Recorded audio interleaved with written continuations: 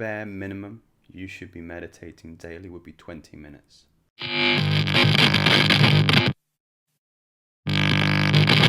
Today I have a request for all of you, and I would like to invite you to surrender to your intuition today.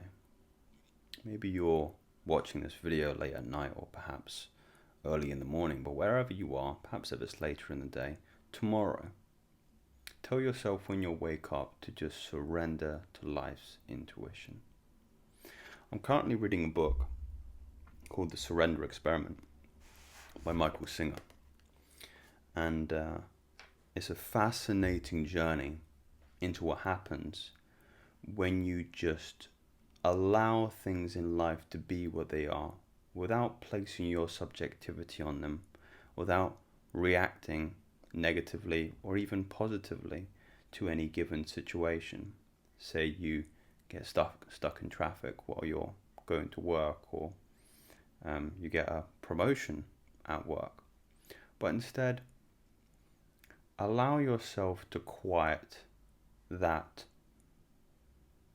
incessant chatter of the mind. It's so difficult to plug on an everyday basis, and I know I'm perhaps asking a lot of you, but just for a day, allow yourself to quieten that aspect of you. Allow yourself to intuit more than you think or understand about a certain event in your life.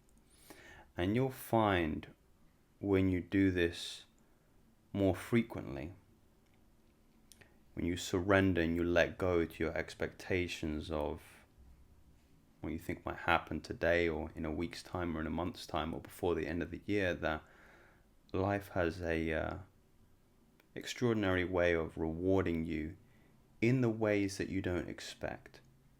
Because that's ultimately the funnest and most interesting and engaging experience about life, is that we all have our, I call them egoic goals, a car we'd like to drive, the trappings of success that we would like to be adorned in. And whilst it can be quite rewarding when those events do come to fruition for a day or two or week at most, they usually give rise to another want, another desire. That leads you in this kind of perpetual state of wanting. I recently listened to a podcast with Joe Rogan and Naval. And Naval said that desire is a contract that you make with yourself to be unhappy until you get the thing that you want. It's a very profound and very poignant point about our desires in the world, because, like I previously explained, you will have experienced that your goals and your successes always give rise to another want, regardless of how satisfied you might feel for a day or two once they do begin to appear. And instead, I'm inviting you to consider that the most rewarding, enjoyable experiences in your life and the route to happiness is actually found in surrendering those goals, surrendering those desires, those wants to life's own plan, the universe's own plan, you could say. And it's a far more interesting journey because it doesn't plan out the way that you'd expect.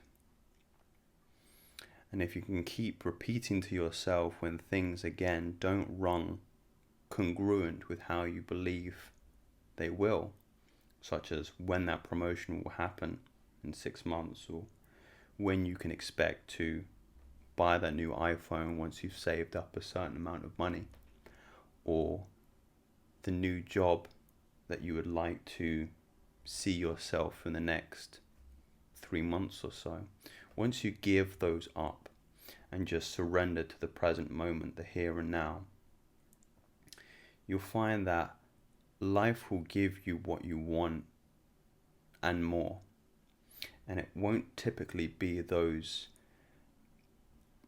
It won't typically be those things that you feel that you want, because we all have a way of being influenced, very, very frequently by things like social media, on the things that we perceive we want through the lens of others, that social conditioning.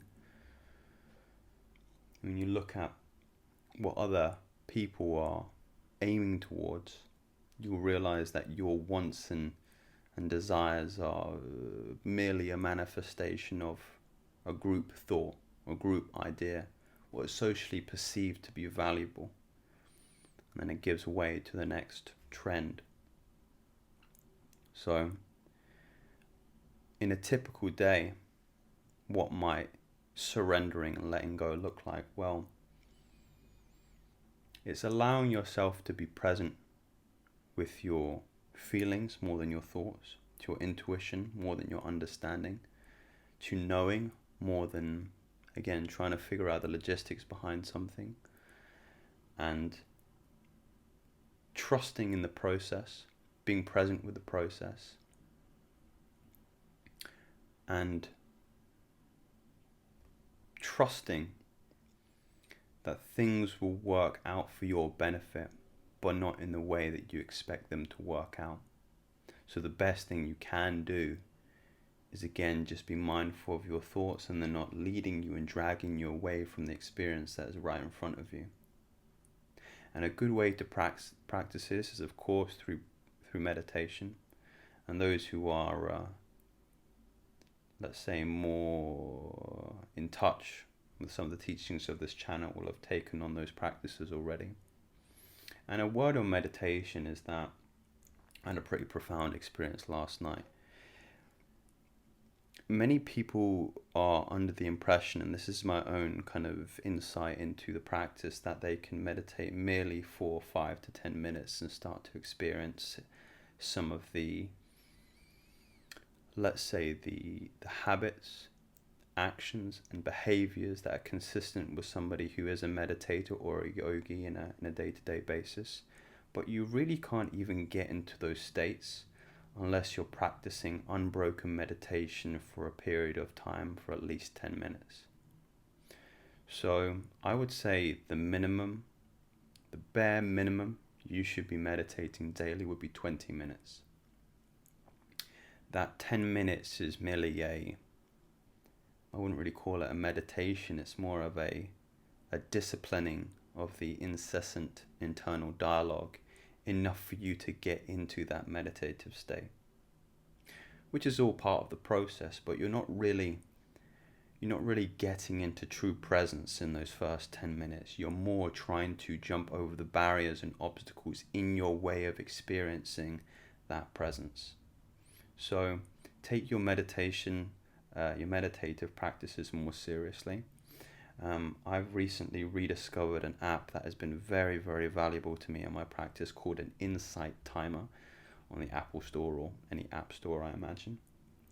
And it's a very stripped down and free, basic meditation app that lets you record how long you would like to meditate for, with little chimes that help you, whilst in meditation, understand how far along you're going. But it's got a motivating aspect of it, in which it counts consecutive days and how long you've been in unbroken meditation for. So if you are an individual who enjoys seeing the progress that they've made over longer and longer periods of time, then I think that would be very, very valuable for you. And again, it's free. This isn't a endorsement to it or whatever, affiliate or whatever. It's just a very valuable tool that I think could also be valuable for yourself. So take your meditation practices very, very seriously, and understand that you really aren't going to get some of the fruits until you're at least 10 minutes deep into unbroken meditation. And in the same way of proceeding to surrender to life, those universal lessons that you're learning in meditation can be applied to very, very basic things that you're doing. How you put on your shoes in the morning, how you talk to your wife, how you speak with your friends, how you do your job, how you drive to work. make all of these things a meditation and just surrender to that moment, and you'll find that life just becomes so much more entertaining. So I hope this was valuable, my friends. Another different video, but so important nowadays to be present and experience the fullness of the moment without escaping to the anxiety in the future or depression in the past. So I think that's something that everyone can at least relate to. If you subscribe to that, you can subscribe to me, and I will see you again very soon, my friends. Take care.